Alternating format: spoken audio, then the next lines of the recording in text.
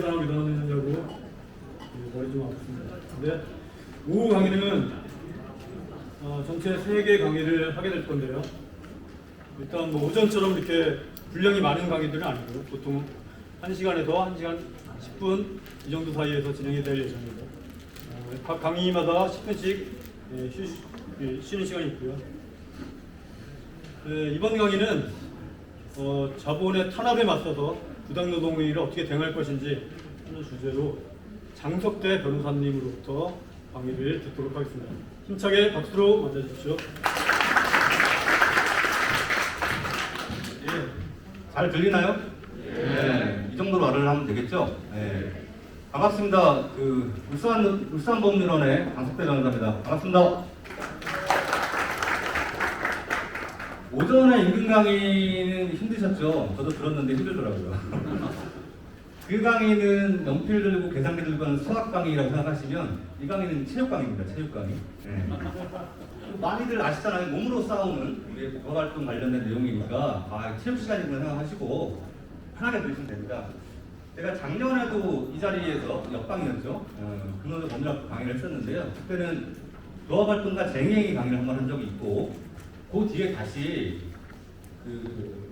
복숭아조 관련 사업장 관련해서 또 강의를 한번 했거든요. 그때 내용이 부당노동행위 강의였는데 오늘은 조합활동과 부당노동행위라는 제목으로 해서 강의를 하겠습니다. 원래 PPT를 많이 손을 봤어야 되는데 바빠서 손을 많이 못 봤어요. 작년에 제 강의 들으신 분이 있다고 하면 같은 내용일 수 있습니다. 네. 미리 스포하지 마시고요. 네, 보시면 될 것 같습니다.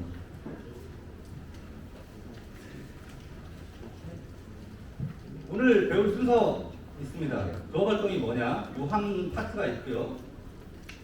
두 번째는 부당노동행위가 뭐냐? 파트가 있습니다. 먼저 조합활동이 뭔지를 한번 보겠습니다. 조합활동 다 아시죠? 예. 근데 우리가 흔히 조합활동 하면 쟁행위 단체에서 다 포함하는 의미에서 조합활동이 있어요. 그걸 넓은 의미의 조합활동이라고 표현을 많이 하고요. 오늘 볼 것은 조합활동 중에서 쟁행위 단체에서 뺀 좁은 의미의 일상적인 조합활동에 대해서 보도록 하겠습니다. 조합활동이라 하면 노동조합이 단결력 유지 강화를 하기 위해서 하는 모든 일상적인 활동을 의미한다는 거죠. 밑에 보시면 조합원 모집, 홍보, 게시판 뭐 이런 것 쭉 나오지 않습니까? 집회 있는데 여기서 문제되는 게 집회라든지 유물격부라든지 현장 순회 이건 기본적으로 회사 내에서 하는 것이기 때문에 사용자의 시설관리권 또는 취업규칙과 충돌할 가능성이 있다. 그래서 이게 불법이 되면 징계를 먹거나 형사 책임을 지거나 인사손해배상을 받거나 이렇게 될 수 있기 때문에 어느 범위에서 가능하고 정당한 조합활동이냐를 구분할 필요가 있는 거죠. 그런 의미에서 의미가 있을 수가 있고요. 뒤에 볼 부당노동행위 관련해서도 부당노동행위가 기본적으로 조합활동 방해하는 것이기 때문에 어떤 게 조합활동이냐는 되게 중요한 의미가 있을 수가 있는 겁니다. 그래서 일단 의미가 있고요. 쟁행위가 구별할 필요가 있겠죠. 쟁행위는 좀 엄격합니다. 왜 엄격하냐? 사용자의 업무를 져야 하기 때문에 기본적으로 사용자 업무를 져야 하기 때문에 쟁행위는 엄격합니다. 그래서 조합활동과 쟁행위를 구별해야 돼요. 왜 그러냐면 쟁행위가 돼버리면 여러 제한을 받습니다. 조정 절차 거쳐야 되고 상관 투표를 거쳐야 되고 그렇기 때문에 조합이 하는 활동 중에서 이게 조합활동이면 이런 절차가 필요 없습니다. 근데 쟁행위가 돼버리면 절차를 거쳐야 되는 거죠. 그래서 구분할 필요가 있다. 라고 이해하시면 되고 오늘 우리가 배울 것은 쟁행위가 아닌 조합활동 그래서 조정이라든지 상관투표를 거치지 않고 얼마든지 할 수 있는 조합활동이 어떤 것이냐에 대해서 한번 보도록 하겠습니다. 이건 아까 말씀드린 내용을 한번 보시면 될 것 같아요. 핵심은 이거죠. 회사의 정상적인 업무 수행을 저할 의도가 있는 것인지 여기에 따라서 쟁행위냐 아니냐가 달라진다 하는 내용입니다. 자, 다음으로 그럼 어떤 활동들이 정당한 조합활동이냐 봐야 되겠죠. 왜 봐야 됩니까? 아까 말씀드린 것처럼 정당한 조합활동일 때는 징계를 안 당한다는 거죠. 형사처벌도 안 된다는 거고 인사책임 지실 일도 없고 또 정당한 조합활동을 사용자가 방해하면 부당노동이 되기 때문에 어떤 활동이 정당한지를 살펴볼 필요가 있다는 겁니다. 판단 기준 4가지가 있습니다. 이 4가지가 있는데 주체, 목적, 시기, 방법이 있습니다. 이거 많이 보시는 내용일 수 있어요. 쟁행위도 4가지가 있죠. 주체, 목적, 시기, 방법. 역시 마찬가지입니다. 간단히 보면 네 가지를 다 충족해야 되는데요. 주체는 노동조합이어야 됩니다. 또는 노동조합의 업무를 위한 활동이어야 됩니다. 여기는 조합은 관계가 없습니다. 목적, 노조 목적과 동일한 목적이어야 된다는 거죠. 시기, 이게 중요합니다. 취업 시간 외에 행해져야 됩니다. 쟁행위는 이런 제한이 없어요. 왜? 사용자 업무를 저해하는 것이기 때문에, 파업이 대표적인 쟁행이기 때문에 일을 안 하는 게 파업이지 않습니까? 그런데 조합활동이라는 건 아까 말씀드린 것처럼 사용자의 업무를 저해하면 안 되기 때문에 취업 시간 외, 근무 시간 외에만 원칙적으로 할 수 있다. 이게 가장 중요한 조합활동에 있어서 내용이고요. 네 번째는 수상 방법에 있어서 사용자의 합리적 규율을 따라야 된다는 거죠. 어떤 내부 규칙이 있다고 하면 그걸 따라야 하는 게 원칙이다. 다만 예외도 있습니다. 그리고 중요한 폭력 파괴행위 하면 안 된다는 거죠. 이 네 가지가 정당한 조합활동의 판단 기준이라고 보시면 되겠습니다. 그래서 구체적으로 들어가서 그럼 어떤 행동들이 정당하냐 부당하냐 한번 훑어보겠습니다. 주로 문제가 되는 내용들인데요. 첫 번째, 사내하청 노동자의 원청 사업장에서의 조합활동이 과연 허용되는 문제가 있느냐. 이런 내용이죠. 보시죠. 이 사내하청 조합원들이 하도급 근로자들이겠죠. 원청 파견 근로자들이 안에 들어가려고 해요. 근데 막고 있습니다. 막고 있습니다. 왜? 당신들은 우리 직원 아니다. 하청업체 직원이라는 거죠. 조합활동을 나가서 해라. 우리 쓸모다 이거는. 그래서 하청업체는 쓸모를 달릴 건이 없으니까. 이런 경우에 그러면 이 밖에 있는 우리 하청 조합원들은 어떻게 해야 되느냐. 이런 문제가 발생할 수 있죠. 사례를 보면 이거는 연대 세브란스 병원 사례입니다. 여기 청소하시는 분들이었어요. 이분들이 파업을 한 건 아니고 일상적인 조합활동 차원에서 점심시간에 병원 로비에서 피켓 시위를 한 겁니다. 그러니까 당연히 병원 입장에서는 너네들은 우리 근로자도 아니고 왜 여기서 하느냐 이렇게 하면서 못하라고 하지 말라고 한 거죠. 법원에서 뭐라 그랬냐면 가능하다는 거예요.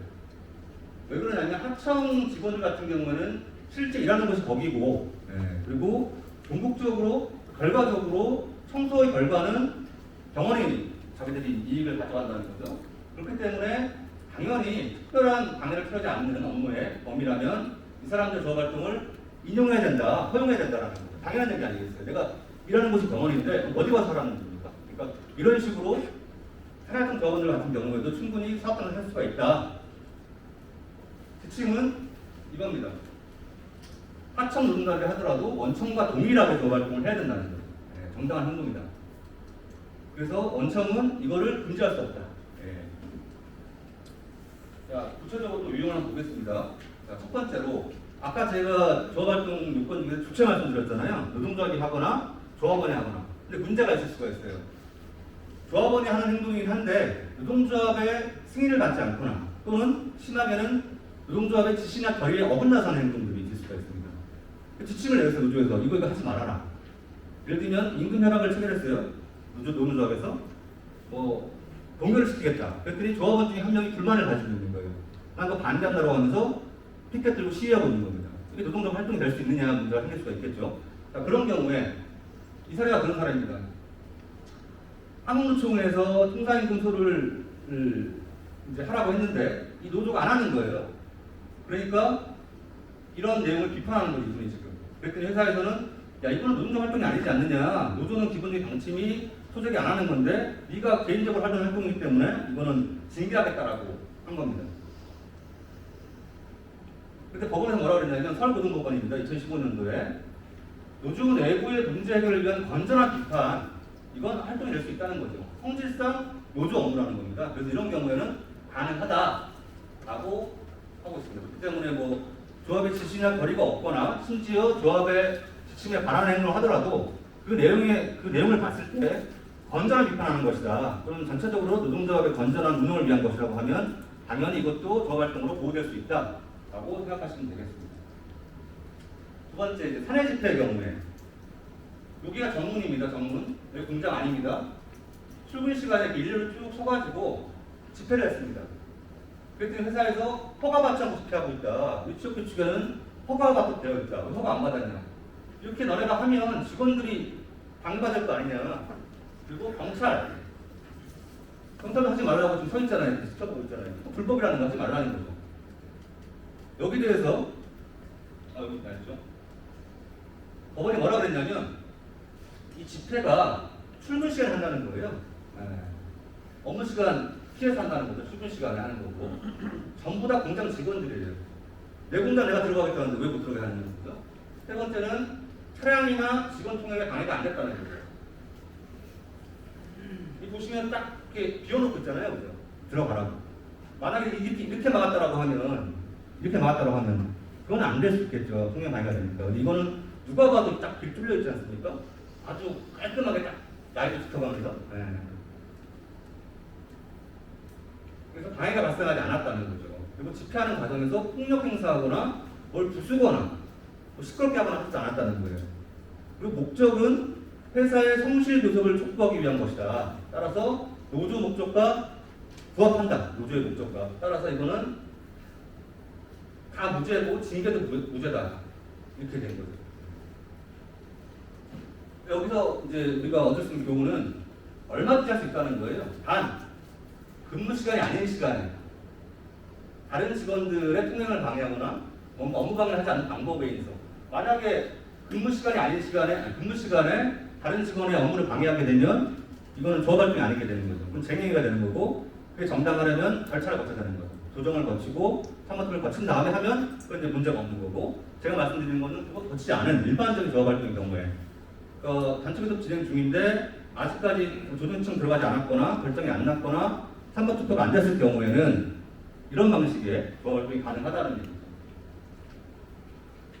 그래서 이제 예를 들면 출근 시간 또는 점심 시간 또는 식당 앞이라든지 뭐 이런 경우는 얼마든지 가능하다 이렇게 보시면 됩니다.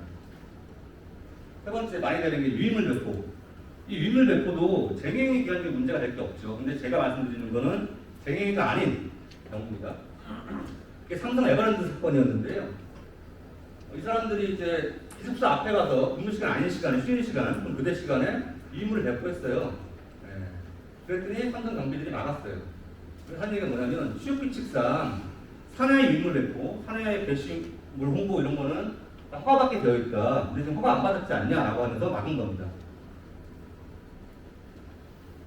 회사는 취업 규칙상 회사 승인을 받지 않은 유인물 배포다라고 하면서 뺏고 찢어버리고 해서 다툼이 있었고 검찰에서는 이 조합원들을 공동주거 침입으로 기소를 했습니다. 법원에서 뭐라고 그랬냐면 설령 취업규칙에서 허가 없이 이 뭐 유인물 배포를 금지하고 있다 하더라도 부탁이 있다고 하더라도 성질상 조합의 정당한 업무를 하기까지 문제할 수 없다. 이 취업규칙이 문제라는 거죠. 조합 활동하는데 왜 다 허가 받아야 되냐? 그래서 이거는 불법이다. 막은 것은 역으로 이러한 행동은 취업규칙에 허가 없이 안 된다고 되어 있더라도 할 수 있다. 얼마든지 정당한 조합 활동이다라고 볼 수 있는 거죠. 근데 만약에 그래서 여기서 핵심이 뭐냐면 사내유인물 배포를 하더라도 중요한 게 뭐냐면 근무 시간이 아닌 시간에 근무 장소가 아닌 곳에서 해야 된다는 거죠. 제가 전에 상담한 것 중에 이제 그런 게 있었어요. 단체 교섭이 진행 중인데 라인에서 이제 근무를 하고 계세요. 그래서 이제 노조가 곡선조 상황에서 경합되는 상황이어서 제2노조 조합원분들이 유인물을 배포하겠다. 라인에 들어가서 제2노조에 상근하시는 분들이 자기 근무 시간이 아니긴 하지만 실제 라인에 가서 유인물을 배포하는 게 어떠냐라고 한번 물어보신 적이 있는데요. 그게 될까요? 안 될까요? 안 되겠죠. 왜냐하면 나는 근무 시간이 아니지만 그 조합원들은 근무 시간이잖아요. 근무 장소잖아요. 그러니까 그거는 일상적인 조합 활동으로 보호받을 수는 없는 거죠. 그렇게 이해하시면 될 것 같고 다만 이렇게만 쟁행위 기간이라고 하면 좀 달라질 수 있겠죠. 그래서 이것 역시 중요한데 근무 시간 외 시간에는 얼마든지 가능하다. 네 번째가 이제 현수막 게시가 있을 수 있습니다. 이거 쟁행위도 마찬가지긴 하지만 쟁행위 아닌 경우는 일상적으로 많이 하지 않습니까? 이게 과연 문제가 될 수 있느냐? 왜 사용자들은 야 여기 보면 뭐 MB상권 정리해보고 다 죽는다 이렇게 해서 주식 매각의 제와 이 기본적인 내용이라는 게 현수막이나 걸게 되면 사용자나 대표자를 비방하는 내용이 많지 않습니까? 이게 가능하냐 하지 않냐? 사용자는 내 명예훼손 당했어. 내가 모욕당했어라고 하면서 문제 제기를 하죠. 법원에서 뭐라 그랬냐면, 이거 아니죠? 네. 법원에서 뭐라 그랬냐면, 피켓 주요 내용은 비방 목적이 아니라는 거예요. 정리해고에 대한 어떤 걸 해결 촉구 노력에 중점을 두고 있다는 거죠. 개인 비방이 아니라. 그리고 그 목적 자체가 조합원들의 공공이익, 전체 이익이 관련된 내용이라는 거죠. 그리고 내용 자체가 일신동적이거나 비속어, 욕설 이게 아니라 뭐 모욕할 수는 이르지 않았다. 이렇게 되면 괜찮다는 거예요. 정리하면 이것도 마찬가지로 조합 활동은 활발하게 하시고 다만 내용 자체는 사실이거나 또는 사실이라는 근거가 있어야 됩니다. 이게 중요합니다. 욕설 비속은 안 돼요. 뭐 개새끼, 뭐 씨발로 이런 건 안 되고 그 자체로 일단 딱 들어가면 느낌이 좀 그렇잖아요. 뭐랄까요? 해학입니다. 잘못했으면 해학, 풍자 해학. 그래서 어쨌든 좀 은유적이고 뭔가 좀 재밌는 표현들은 얼마든지 가능하다. 욕설을 제외하고. 경우에 따라서는 욕설을 넣더라도 될 수 있는 경우는 있을 수가 있어요. 경우에 따라서는. 근데 욕설이 들어가면 조금 어려워지죠. 근데 되게 웃긴 게 뭐였냐면 어용노조라고 했어요. 그러니까 우리 민주노총에서 한국노총 그 노조를 어용노조라고 이제 유인물을 풀었어요. 이게 죄가 될까요, 안 될까요? 어용노조라고 합니다. 제가 됐어요. 제가 됐어요. 벌금 100만 원 받았어요. 근데 또 그 전에 하나에서는 또 처벌을 안 받았어요. 제가 쭉 조사를 보니까 어떤 차이냐면 처벌 받은 사례에서의 그 노조는 누가 봐도 어용노조예요. 누가 봐도 어용노조. 누가 봐도 어용노조인 거예요. 그러니까 뭐 사용자랑 하면서 어쨌든 조합은 이익 생각하지 않고 오로지 뭐 임금 삭감의 동결에 이런 식으로 어쨌든 그렇고 두 번째 욕먹은 노조는 약간 애매한 어용노조예요. 임금을 올리긴 올려요. 올리는데 민주노총이 만약에 1,000원 올리면 여기 500원 올리고 민주노총이 뭐 2시간 뭐 회의시간 확보하면 여기 1시간 확보하고 그러니까 이제 어쨌든 조합 활동을 하긴 하는 거예요 거기는. 근데 다만 이제 민주노총 입장에서는 우리보다 한참 못하는 노조이기 때문에 어용 표현을 썼는데 그래서 그 경우에는 이걸 어용으로 볼 수는 없다라고 해서 좀 모욕했다고 봤던 거였거든요. 뭐 그런 식으로 표현이 좀 중요하다는 거죠. 표현이. 다음은 현장 순회. 이게 파업 중에 현장 순회는 전혀 문제될 게 없죠. 파업 중이니까. 그런데 파업 중이 아닌 경우를 말하는 겁니다. 아까 제가 말씀드린 것처럼 유인물처럼 근무하는 직원들 방해가 된다. 그러니까 안 된다라고 사용자는 말리는 거죠. 이 사례가 금속노조 지휘관부 10명이 근무 중인 근로자를 상대로서 현장선을 한 거예요. 몸싸움이 벌어졌습니다. 근데 여기서 특이한 점은 뭐냐면 복선조 사업장이었기 때문에 한국노총 기업별 노조도 있었어요. 근데 여기는 평소에 늘상 하던 행동인데 여기 대해서 회사를 막지 않았다는 거예요. 유별나게 우리 금속노조 지휘만 막았다는 겁니다. 이 경우에 법원에서는 막 복잡하고 길죠. 내용이 많은데 어쨌든 관행이 있었다는 거예요. 관행. 이전에. 너네 봐라. 한국노총 그 노조는 허용해주지 않았냐. 근데 왜 민주노총 막느냐. 그렇기 때문에 이 경우에는 관행이 있었기 때문에 허용된다라고 얘기를 했습니다. 중요한 건 뭐냐면 원칙적으로는 취업시간 외에 근무시간 외에 행해야 되고 근무시간 중에는 별도 허용 규정이나 관행이 있어야 돼요. 관행. 그러니까 우리가 지금 단체협약상이나 취업규칙이나 어떤 협약으로 근무시간 중에 예를 들면 뭐 상등 간부들이나 이런 분들이 현장 순회할 수 있다는 내용이 만약에 있으면 좋고 없다고 하더라도 여러분 시도해서 관행을 만들어야 돼요. 관행을. 예를 들면 1월달, 2월달, 3월달 쭉 계속 해왔다는 거예요. 그런데 갑자기 7월달에 민감한 시기가 되니까 사용자가 안 되라고 했을 때 할 말이 있는 거예요. 너네 1월, 2월, 3월, 4월, 5월, 6월을 다 줬잖아. 왜 지금 안 된다 그래? 그런 경우에 법원에 가도 이길 수 있다는 거죠. 그래서 우리 입장에서는 단체락이 없다면 관행을 형성하도록 노력할 필요가 있다. 이렇게 이해하시면 되겠습니다. 여섯 번째, 많이 부조했던 거죠. 상급단체 및 선별노조 간부의 사업장 출입. 우리 금속노조 경주지구 지부장님이 산하 지회에 가려고 해요. 지금은 다 갈 수 있죠. 근데 초창기만 해도 안 됐던 경우가 있었습니다. 실제로. 그리고 제가 알기로는 제가 상담했던 내용인데 다스인가요? 다스 지회가 그 울산에 무슨 지회였죠? 그 지지방문 갔다가 그러니까 그 다스의 하청업체에 노조가 생겨서 지지방문 갔다가 다툼이 벌어진 사건이 있었는데 어쨌든 그래서 상급단체라든지 같은 산별노조의 다른 사업장의 간부들이 오는 경우에 어떻게 할 거냐? 우리 직원 아니니까 들어오지 마라고 막았다는 거죠. 법원이 뭐라고 그랬냐면 회사 승낙이 없더라도 노조 간부 사장 수익은 정당한 조합활동이라는 거예요. 당연한 얘기겠죠. 그래서 법이 바뀌었죠. 한번 보시죠.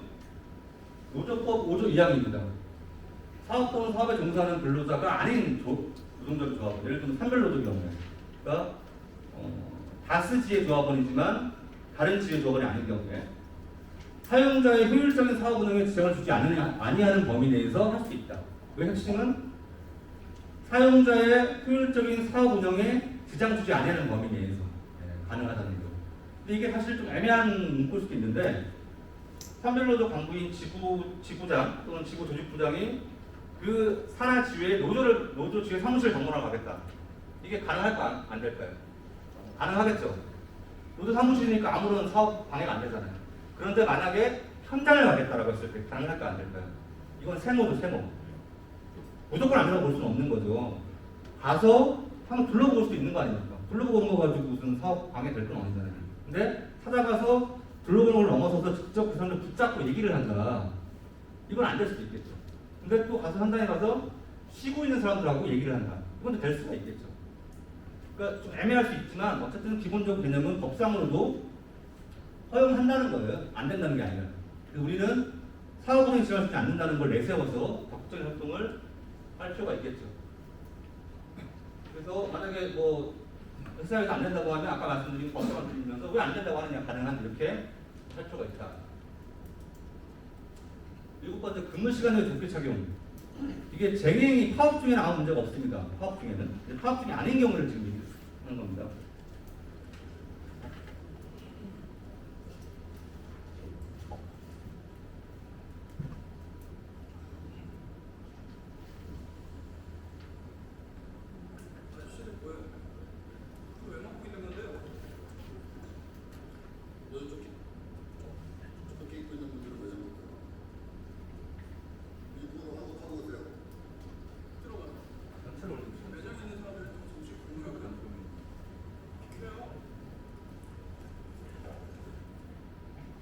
이 영상이 예전에 송곳에서 나온 영상이죠. 그래서 어쨌든 절대 파업은 아니었어요. 파업 준비 과정이었던 걸 알고 있는데 우리 조합원들이 조끼 입고 근무를 하니까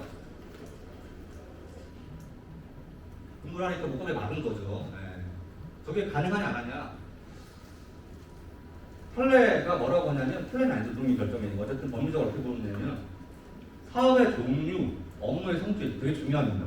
사업의 종류, 업무의 성질 이건 별로 안 중요해요. 동기, 목적, 형태, 내용, 시기, 장소 하여튼 종합적으로 고려해서 판단한다고 되어 있는데 중요한 건 이겁니다. 사업의 종류, 업무의 성질. 그래서 대형 마트라든지 버스 회사의 사례에서는 가능하다고 그랬어요. 얼마든지 조끼 입고 일할 수 있다. 근데 병원은 안 된다고 그랬어요. 병원. 환자들이 있으니까. 그래서 사업의 종류, 업무 성질에 따라 달라질 수 있다는 거죠. 특히 또 병원의 간호사들이나 뭐 어떤 그런 병원 직원들이나 이런 분들은 또 위상적인 문제도 이제 관련돼 있잖아요. 위상적인 문제. 그래서 그런 경우 안 된다고 했기 때문에 인류적 판단은 불가능합니다. 어떤 게 되고 안 되니까 할 수가 없고요. 세모예요, 세모.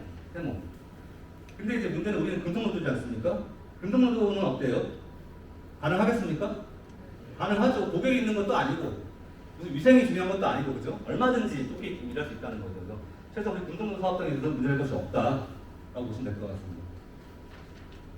여기까지 조합 활동하는 내용을 좀 봤던 거였고요. 이제부터 부당노동위 한번 보겠습니다.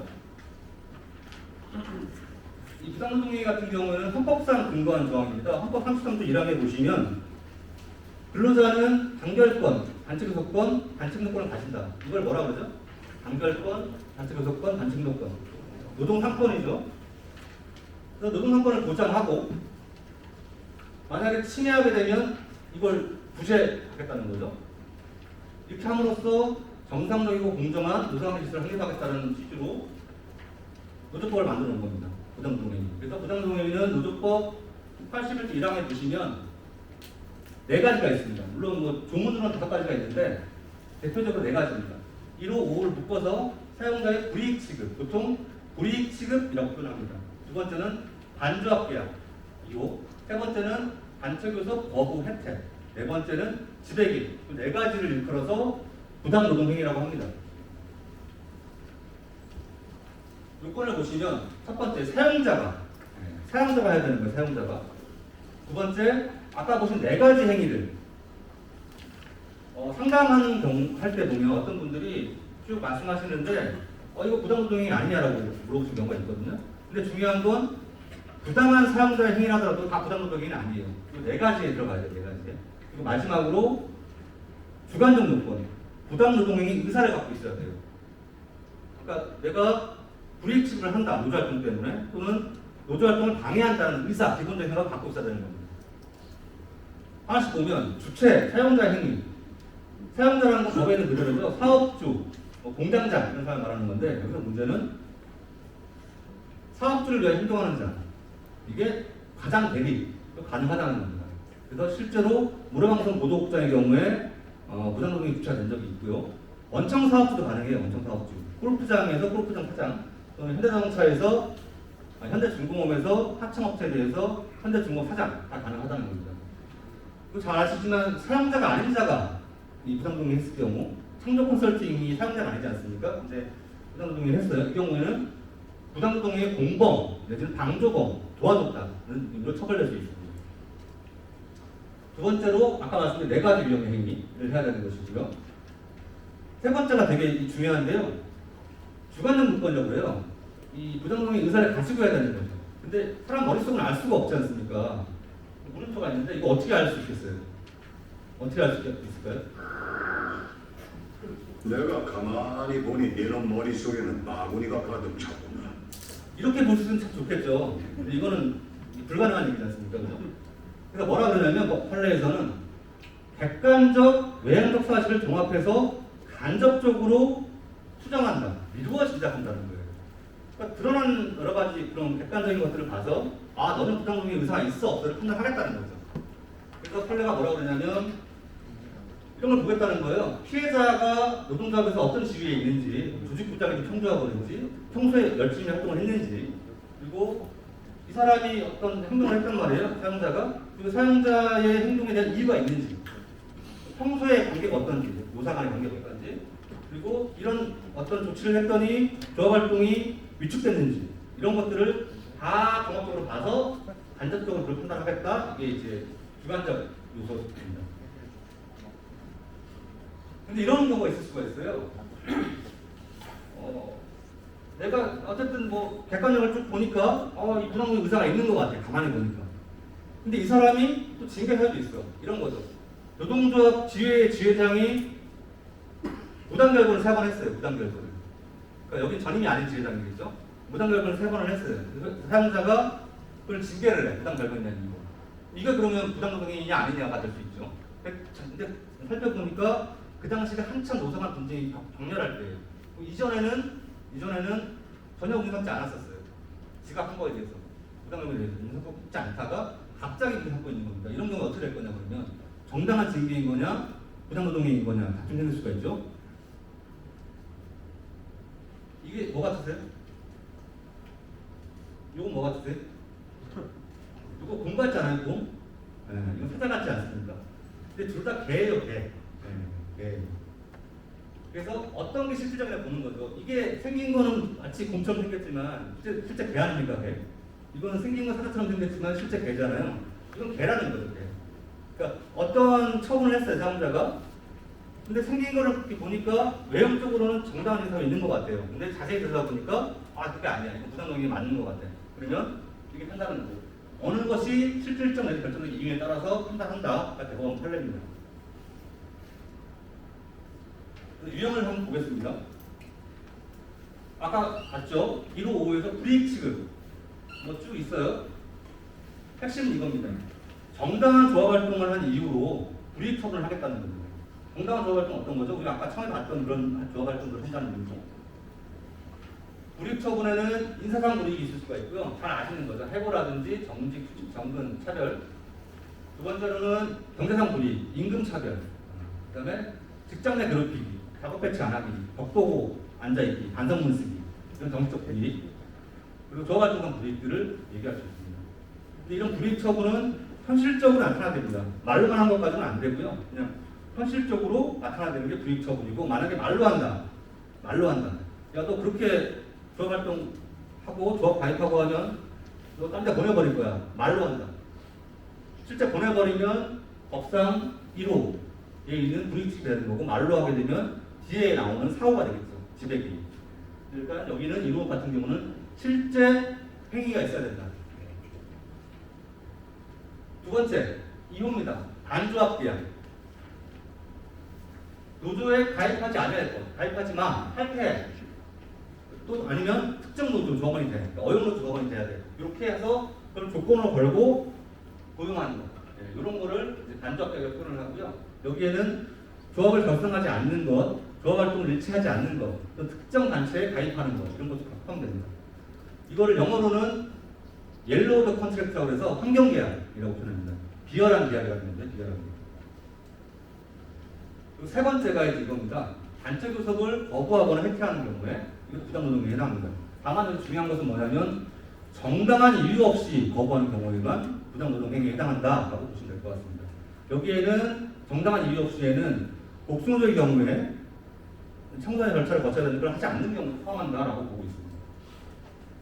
전주지방법원은 노조의 단체 교섭 요구를 거부한 혐의로 기소된 전주보험버스업체 대표 60살 김모 씨에게 벌금 500만 원을 선고했습니다.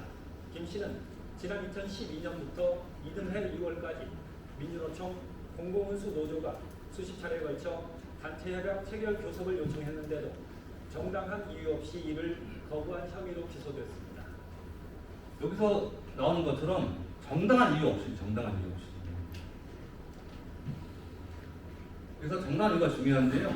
뭐라고 보냐면 법원에서는 사회통념상 사용자에게 단체 교섭 의무 이행을 기하기 어렵다고 있는 데에 따라 달라야 된다는 거죠. 여기 보면 교섭 시간, 장소, 교섭 사항, 교섭 태도이라는 거예요. 예를 들면 뭐 요구하는 교섭 사항 자체가 법상으로 교섭할 대상이 아닌 거예요. 예를 들면 해고자 복직시켜라든지 아니면 뭐 구속자를 석방하라든지 이런 거는 사용자가 들을 수 없는 거잖아요. 그런 경우에는 당연히 정당한 이유가 있다는 거예요. 그걸 거부하더라고요.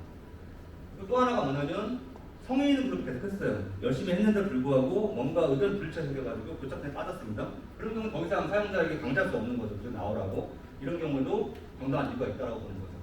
그래서 정당한 이유 없이 교섭에 응하지 않는 경우에만 부당노동행위에 해당한다라고 보시면 됩니다. 4호입니다. 이게 핵심적인 사항입니다. 가장 많이 등장하는 거죠. 지배계획이라고 합니다. 그래서 읽어보면 근로자가 노동조합을 조직 또는 운영하는 것을 지배하거나 이에 개입하는 행위는 기본적으로 지배개입의 부당노동행위에 해당합니다. 그리고 플러스 조합 전임자에게 급여를 지원하거나 운영비를 원하는 행위도 원칙적으로는 부당노동행위에 해당합니다. 다만 예외가 있죠. 다만 근로시간 연재라든지 최소한의 재해방지 규제를 위한 기금이라든지 조합활동 운영에 필요한 사무소 제공, 이것은 예외로 한다고 되어 있습니다. 근데 이 조항이 보시면 알겠지만 원래는 없었어요. 그 뒤에 있는 부분들은 없었어요. 근데 2018년도 헌재에서 이 조항이 헌법에 위반된다고 해서 바꾼 조항입니다. 이 헌법재판소 결정 누가 끊었는지 아세요? 이거? 근로노조 법률에서 한 겁니다. 그러니까 지금 저희가 강의도 하지만 실제 조합원분들, 조합, 그리고 우리 동지들의 여러 가지 어려움들을 가다 안아서 이런 소송을 통해서도 여러 가지 활동들을 하고 있다는 점을 말씀드려서 적어놓은 거고요. 실제 원칙적으로 조합 전임자의 임금을 지급하거나 사무실 제공하는 것은 지배계획에 해당하지만 다주성을 치지 않는 경우는 문제가 없다. 이렇게 보시면 될 것 같습니다. 좀 하나씩 보면 조합을 조직 방해하는 경우에 어떤 경우냐, 노조 결성을 비난하거나 포기 설득하거나 회유, 강요, 협박하는 경우에 부당노동에 해당하는 거죠. 대표적으로 이게 98도 판례이긴 한데 사용자가 이렇게 얘기한 거예요. 공개적으로 태어나지 말아야 할 노동조합이 생겼다. 전 직원으로부터 사표를 받고 공개 채용으로 다시 충원하는 일이 없기를 바란다는 식으로 협박한 거죠. 공개적으로. 이렇게 발언한 것 자체에 대해서 이것은 지배개입이다라고 판단했습니다. 두 번째로 조합의 외부운영을 방해하는 겁니다. 총회, 회의, 모임 간섭 이런 걸 간섭하거나 방해하는 경우고 또 임원 선거 방해하는 경우 다 해당합니다. 대표적으로 보시면 92년 판례인데 대의원 후보를 등록을 하려면 재직증명서가 필요합니다. 사용자에 가서 떼어달라고 했더니 회사가 그걸 알고 있으면서 안 떼어주는 겁니다. 이런 행동 자체는 조합의 운영을 방해하는 거죠. 선거를 방해하는 거라고 봤습니다. 그 다음에 나오는 게 이제 운영 방해죠. 이게 많습니다. 활동에 대한 지배 개입이죠. 정당한 조합 활동 또는 쟁행위를 방해하는 건 그 자체로 지배 개입이 되는 겁니다. 대표적으로 아까 보신 것처럼 유익물 배포를 방해한다거나 사회 집회를 방해한다거나 또는 조합 간부의 출입을 방해한다거나 또는 쟁행위 시에 선제적으로 또는 공격적으로 특정 패드를 한다거나 위장법을 한다거나 이렇게 될 수 있고요. 아까 우리 이론 같지 않습니까? 불이익 처분. 그래서 조합 활동을 방해하는 목적으로 불이익 처분을 하면 불이익 지급 부담금액이 같이 성립하게 되는 겁니다. 그 다음에 많이 문제되는 것들이 있죠. 또 복수노조를 이용한 지배 개입. 대표적인 게 노조를 비노조를 두고 양로를 차별하는 거죠. 단체를 차별한다든지 근로시간 면제자를 차별한다든지 사무실을 주고 안 주고 차별한다든지 또는 경력금이나 타결금 같은 거를 차별해 준다든지 다 부당하게 해당한다는 거죠. 그리고 이것은 이런 경우에는 노조법 이런 게 있지 않습니까? 공동대표입니다. 교대 노조와 사용자는 차별하면 안 된다는 규정이 있죠. 그래서 이런 식의 상호의 지배개입 부당노동행위는 부당노동행위과 동시에 노조법상의 공동대표 위반에 해당한다고 보시면 되겠습니다. 실제 2015년 서울행정법원에서 이렇게 판단한 바 있죠. 복수노조 하에서 노조 사무실 차별, 게시판 차별, 타임오프 차별, 경력형 차별 등은 다 공동대표 위반이고 동시에 금속노조 지휘 약화를 도모한 것이기 때문에 불이익 지급 및 지배개입에 부당노동에 해당한다고 판단한 바도 있습니다. 복수노조가 시행된 지 2년 5개월이 지났는데요. 노조원이 7명에 불과한 소수 노조라고 해도 차별받아선 안 된다는 법원의 판결이 나왔습니다. 소수 노조의 권리를 처음으로 인정한 판결입니다. 이재기 기자가 취재했습니다. 춘천 시외버스터미널의 30m 높이 조명탑, 한 버스회사 노조 지회장이 50일 넘게 고공농성을 벌이고 있습니다. 이들이 회사 측에 요구하는 것은 조합 사무실 배정인데 사측은 이들의 요구를 단호히 거부해왔습니다. 조합원이 고작 7명밖에 안 된다는 것이 거부 이유입니다. 이 회사에는 농성 중인 노조 외에 노조원 168명을 가진 노조가 있는데 지난해 연말 이 다수 노조와 가진 단체 협약에서 30명 미만의 노조에는 사무실을 제공하지 않는다는 조항이 포함됐기 때문입니다. 소수 노조는 이 같은 사측의 결정에 불복해 노동위원회에 시정을 요구했지만 받아들여지지 않았습니다. 노조가 10개 생기면 10개 노조를 다 줄 수가 없어서 우리가 단협에 30인 미만 노조에는 그러지 아니하다라고 명시했습니다. 노동위 판정에 불복한 소수노조는 법원에 소송을 냈고 법원은 소수노조의 손을 들어줬습니다. 서울행정법원은 조합원 수를 기준으로 차별을 둬야 할 이유가 부족한 만큼 노동위원회 판정이 위법하다고 판결했습니다. 예, 이런 식으로 비록 조합원이 10명이 되지 않더라도 조합활동 하려면 사무실이 필요하기 때문에 줘야 된다는 결정을 한 거죠. 그래서 어쨌든 합리적인 이용 차별의 경우에는 다 부당노동에 해당한다라고 볼 수 있습니다. 자세하게 좀 볼게요. 지금까지는 일반적인 그 네 가지를 갖고 이제 구체적인 사례 들어가서 우리 부동산 사업장들에서 어떤 식의 부당노동행위가 있어 왔는지 지금까지 관련해서 좀 보겠습니다. 대구지방검찰청 김천지청은 노동조합 운영에 개입하려 한 혐의로 경북 구미의 반도체 업체 KC 임무기획조정실장 등 사측 관계자 4명을 불구속 기소했습니다. 이들은 직장폐쇄 대응 방안과 인력 구조 조정 로드맵 등의 문건을 만든 뒤에 2010년 8월부터 금속노조 KC 지회 집행부를 퇴직시키고 친기업 성향의 새 집행부를 구성하려 한 혐의를 받고 있습니다. KC는 지난 2010년 6월 임금 단체 협상에서 노사 간 마찰이 벌어져 파업과 직장 폐쇄, 공장 점거 등이 이어졌으며 경찰의 체포 시도에 맞서 금속노조 구미지부장 김모 씨가 불신을 받고 있습니다. KC 경우의 대표적인 것들을 정리해보면 이런 식의 부당노동이 있었습니다. 다 아시는 것이 있겠지만 아까 제가 말씀드린 것처럼 KC 노동조합 조합원들, 그 어영노조 쪽이죠. 기업노조 쪽에서만 무파업 타결 공로금 및 이런 걸 지급했다. 타결금 지급한 것은 불이익 지급이다. 지배개입이다. 했죠. 그다음에 우리 지회 조합원들한테만 조합활동했다는 이유로 인사고과를 낮게 주는 것, C를 부여하는 것 역시 불이익 지급이라는 거죠.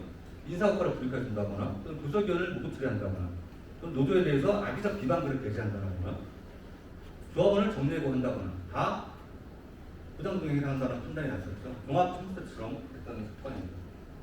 이번엔 삼성전자 서비스 사건 한번 보시죠. 네, 이른바 삼성전자 서비스 노조 와해 사건에 대해서 1심 법원의 판단이 나왔습니다. 재판부는 노조 와해를 위한 협력사 기획 폐업과 노조 탈퇴 운용 등을 모두 유죄로 인정해서 이상훈 삼성전자 이사회 의장과 강경훈 삼성전자 부사장에게 징역 1년 6개월의 실형을 선고했습니다. 취재기자 연결하겠습니다. 안희경 기자. 네, 서울중앙지방법원입니다. 네, 실형 선고. 노조 와해 의혹에 대해서 유죄 판단이 나왔죠. 네, 삼성전자 서비스 노조와의 의혹으로 구속이 기소된 삼성그룹과 계열사 전현직 임직원들에 대해 1심 법원이 유죄 판단을 내렸습니다. 서울중앙지방법원은 이상훈 삼성전자 이사회 의장과 강경훈 삼성전자 부사장에게 각 징역 1년 6개월의 실형을 선고하고 법정 구속했습니다. 박상법 전 삼성전자 서비스 대표이사에게도 징역 1년 6개월의 형이 선고되는 등 협력사 대표 일부를 제외한 피고인 대부분이 징역 적소는 벌금형을 선고받았습니다. 재판부는 자회사인 삼성전자 서비스의 노조가 설립되자 그리드화 작업으로 불리는 노조와의 공약을 그룹 차원에서 수립해 시행했다는 소리 대부분을 유죄로 인정했습니다.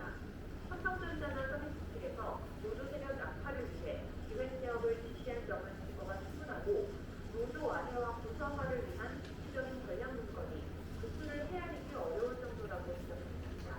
이외에도 재판부는 삼성전자 서비스가 협력업체를 사실상 하부 조직처럼 운영했고 수리기사들을 실질적으로 지배해 노동조합법상 하급자에 해당한다고 했습니다. 이런 취지에 따라 삼성전자 서비스가 협력업체와 근로자들을 직접 관리하면서 명목상 고급 계약을 했다는 점으로 유죄로 판단했습니다. 삼성전자와 서비스 법인을 포함해 재판이 넘겨지며 모두 32명인데요. 이 가운데 재판부는 26명에게 유죄를 선고하고 7명에게 실형을 선고한다고 법정 구속했습니다. 재판부는 법정에서 본인 태도와 노조의 우려 등을 고려할 때 법정 구속이 불가피하니까 이는 피고인 스스로가 잘 알고 있을 거란 설명을 받았습니다. 선고 직후 삼성전자 서비스 노조는 기자회견을 열고 삼성이 전방위적이고 조직적인 노조 파괴가 법원을 통해 공식 확인됐다고 밝혔습니다. 특히 불법 파괴는 인정된 것에 의미가 크다며 형식적인 등급 계약을 이용해 실제로는 협력업체 소속 노동자들을 직접 사용하고 폐업을 마음대로 결정하면서도 책임을 회피하던 과정에 제동이 걸렸다고 설명해 줬을 것입니다. 지금까지 서울중앙지방법원에서 강의했습니다. 이 사건도 다 아시는 유명한 사건이죠. 네, 우리 두분 사건이었고 아까 기자회견에 보시면 여자분 한 분 나오시는데 우리 서울의 박다희 변호사입니다. 쭉 보고 이 사건 지금 대법원 선고까지 가서 확정됐습니다. 징역 1년 4개월로 알고 있거든요. 약간 깎여가지고 어쨌든 이거는 사실 보시면 알겠지만 노조 탈퇴 적용하고 조합원 정보 수입하고 전격 폐업도 하고 불이익 취급하고 전직에서 응하지 않고 표적 감사 정말 증거가 차고 넘치는 그런 사건이었죠. 유성기업 사건도 있었습니다. 다 아시는 것처럼 부당해고시키고 상도 컨설팅 여기서 등장을 하죠. 부당동의 공범을 처벌도 받았고 쭉 돼 있었고요. 여기서 핵심은 뭐냐면 심지어는 올해 대법원에서 어영노조는 설립 무효라는 판결을 났어요. 사측이 개입해서 근로노조를 약화시키기 위해서 어영노조를 만들었습니다. 그 어영노조는 노조가 아니라는 겁니다. 그런 판결까지 받은 최초의 판결이거든요. 이게 그렇게 난 판결이고요. 최근에 광주에서도 비슷한 사례가 된 적이 있습니다. 대양판지라는 회사에서 대양판지 회사가 우리 조합원들이 이제 노조 가입을 하니까 관례식을 노조장을 만들어가지고 얼굴을 내세운 거죠. 여기 대해서 노동부에서 조사를 한 다음에 이거는 직권취소 사항이다라고 해서 직권취소시킨 사안이 있습니다. 그러면 설립지도 했다는 거죠. 이게 아마 제가 알기로는 올해 3월 4일로 알고 있습니다. 3월 4일로. 이런 식으로 할 수 있다는 겁니다. 마지막으로 이제 가장 중요한 내용입니다. 앞에 것까지는 그냥 쭉 한번 스크린 형식으로 아마 다 아시는 내용일 겁니다. 여기 다 있으니까. 여기부터는 좀 중요한 내용이거든요. 이건 좀 주의 깊게 한 10분 안 걸릴 것 같아요. 한번 봅시다. 절차로는 크게 세 가지가 있죠. 첫 번째는 고용노동 청이 있습니다. 진정을 하거나 고소고발을 하거나 특별 근로감독 신청을 하거나 이런 방식으로 일단 대응할 수가 있고요. 절차. 노동위원회에 구제 신청이 가능하죠. 여기 중요한 것은 3개월 내에 하셔야 됩니다. 3개월 내에. 3개월 지나면 못한다는 거죠. 그리고 마지막으로 법원에다가 가처분을 신청하거나 해금무효 확인 소송 이런 것들 만약 부당 동의 이런 것이라고 하면 손해배상 청구를 할 수 있습니다. 실제 손해청구가 인정된 사례도 있고요. 가처분이 인정된 사례도 있습니다. 어떻게 대응할 것이냐? 앞에 세 가지는 구절처럼 어떻게 대응할 것이냐? 모든 것은 증거가 결정한다라고 생각하시면 됩니다. 이 누군지 아세요? 네, 김동현이죠, 김동현. 이 사람 누구예요? 김동현 아버지입니다. 똑같잖아요. 누가 봐도 이거는 증거 명백하지 않습니까? 이런 증거 있습니다. 증거가 있습니다. 이거 증거. 이건 누구 같습니까? 아시겠나요? 네, 제 아들하고 접니다. 넣은 거고요. 자, 그래서 어쨌든 명시적인 그걸 남겨둔다는 거죠. 만약 공문을 주고 가다가 근거가 필요하잖아요. 근거가. 녹음, 회의록 반드시 필요합니다. 일상적으로 사진 촬영, 동영상 촬영, 녹취 해야 됩니다. 세계화 전문화 시켜야 돼요.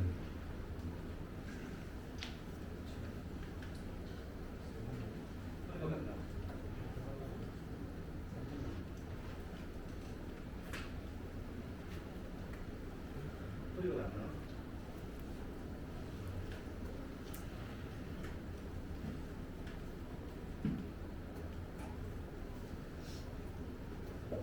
소리가 안 나나? 소리가 안 돼요? 어쩔 수 없네요. 안 된다니까. 자, 녹취가 중요합니다. 녹취가. 다만 한 가지 걱정스러운 것은 이런 게 있죠. 통신기능 보호법상 공개되지 아니한 타인 간 대화는 녹취가 금지되어 있습니다. 이건 처벌 대상입니다. 근데 왜 녹취를 하라고 하느냐? 변호사가 불법을 지키느냐? 공개되지 아니한 타인 간 대화입니다. 그래서 저하고 우리 최재서 지부장 둘이 대화를 합니다. 그걸 제가 녹음을 해요. 이건 될까요? 안 될까요? 되죠? 타인이 아니라 제 대화가 들어간 거 아닙니까? 그럼 저하고 최재서 지부장하고 정기보에서 세 명 얘기를 하면 그걸 제가 녹음합니다. 될까 안 될까요? 되죠? 내가 들어가 있잖아요. 여기 기준은 뭐냐면 내가 몰래 숨어서 또는 나는 한마디 하지 않으면서 정기호와 최재소의 대화를 녹음한다. 그건 안 돼요. 타인 간 대화잖아요. 내가 들어가면 돼. 내가 들어가면. 그러니까 내가 들어가면 괜찮기 때문에 그걸 활용하시는 거예요. 녹음하실 때. 요즘에 핸드폰 정말 잘 돼 있지 않습니까? 예전 같으면 뭐 보이스팬 필요하지만 지금 핸드폰만 있으면 되기 때문에 핸드폰 항상 켜놓고 있으면 돼요. 그러니까 사용자와 대화를 한다거나 뭔가 우리 그 직원이나 조합원 중에서도 좀 이상한 놈이 있다. 핸드폰을 켜놓고 대화를 하시면 돼요. 전화도 있죠, 전화. 저는 일부러 전화 자동 녹음 걸어놨거든요. 전화도 녹음 거시는 거예요. 그래서 사용자와 대화를 할 때, 전화를 할 때 녹음을 하는 거예요. 그래서 녹음에 일단 앞피하다는 거예요. 그리고 사용자 작성의 문서나 메모 등도 증거를 합법으로 하셔야 됩니다. 이런 경우 있었어요. 여기 사용자 과장님과 작성한 메모예요, 메모. 여기 보시면 잘 안 보이는데 단장 성향가 쭉 파악하는 게 있고요. 1차로 50% 이상을 탈퇴시켜야 된다 이런 내용이거든요. 이런 문건을 메모지를 확보했어요. 이걸 증거로 쓴 거죠. 법정에서는 필적 감정까지 해가지고 이창근 파트장이 필적을 감정해서 이거는 이창근이 쓴 게 맞습니다라고 해서 이걸 증거로 해서 인정이 되는 사례가 있죠. 그러니까 이런 메모도 확보가 되게 중요한 거죠. 네? 만약에 사진도 못 찍었다, 녹음도 못했다, 녹취도 못했다, 뭐 어떤 그런 문서도 발견 못했다 그러면 진술서, 확인서 이거 누가 쓰느냐? 당사자, 목격자, 참석자, 우리 조합원 입장에서 쓸 수 있다는 거죠. 예를 들면 몇 월 며칠 몇 시에 관리자, 과장 누가 날 찾아와서 이러이러한 내용을 얘기하고 왔습니다라고 확인을 받는다는 거죠. 물론 녹취가 있으면 제일 좋겠지만 녹취가 없다라고 하면 그리고 가능하면 생생하게 그 당시에 옷차림이 어땠고 그 당시에 무슨 말을 했고 예를 들면 욕설을 섞었다라든지 아니 특이한 어떤 표현이 있잖아요. 사투리를 썼다라든지 몸짓 이런 것들 가능한 구체적으로 적게 되면 이런 사실의 진술서도 의미가 있습니다. 구체적으로 누가 언제 어디서 무엇을 어떻게 왜 이렇게 해서 작성해서 받으시면 가능하다는 거죠. 녹취가 없더라도 이 확인서 그리고 카톡 대화는 요즘에 카톡도 많이 쓰시지 않습니까? 네, 카톡도 가능하니까 증거가 필요해요. 증거가 있으면 가능하다는 거죠. 현장 지침의 핵심은 증거를 확보하라는 거죠. 증거를 확보하라. 또 하나 자 증거를 확보했습니다. 이런 불법이 있으면 단호하게 대처해야 됩니다. 유찰할 정도로 계속 고소고발 하는 거예요. 고소고발하고 공문 보내고 항의하고 소송 제기하고 경고하고 이럴 필요가 있다는 거죠. 그리고 법률 전문가 상의를 하시면 됩니다. 이러이러한 일이 있습니다. 어떻게 대응할까라고 상의하시면 얼마든지 가능하시고요. 오전 강의하시는 우리 특선호 변호사님이 경제 와 계신 거 아시죠? 예, 그리고 저 뒤에 또 강의하실 여기 박경 변호사님 계시기 때문에 이제 경제도 법률은 있습니다. 얼마든지 편하게 전화하시고 찾아가시고 하시면 될 것 같습니다. 제가 지금 썼던 거였는데 도깨비 아시죠? 도깨비 명대사가 있습니다. 명대사일 수도 있고 아닐 수도 있는데 죄송합니다. 너와 함께한 시간 모두 눈부셨다. 날이 좋아서 날이 좋지 않았어. 덥다면서 다 좋았다는 거죠. 이렇게 하시면 돼요. 너와 함께한 시간 모두 기록했다. 기록이 중요합니다. 노골적 표현이 좋아서 표현이 좋지 않아서 표현이 부담노동에게 적당해서 모든 말이 부담노동에게 좋았다. 이런 자세로 사용자와 대화를 하시거나 뭐 일상적으로 상관없지만 어떤 갈등 상황일 때 뭔가 좀 이상한 상황에서 항상 녹음하시고 녹취하시고 그게 안 되면 기록하시고 메모를 작성하시고 이렇게 하실 필요가 있다는 거죠. 이게 바로 최고의 대응일 수밖에 없다. 다시 한번 청원 돌아가면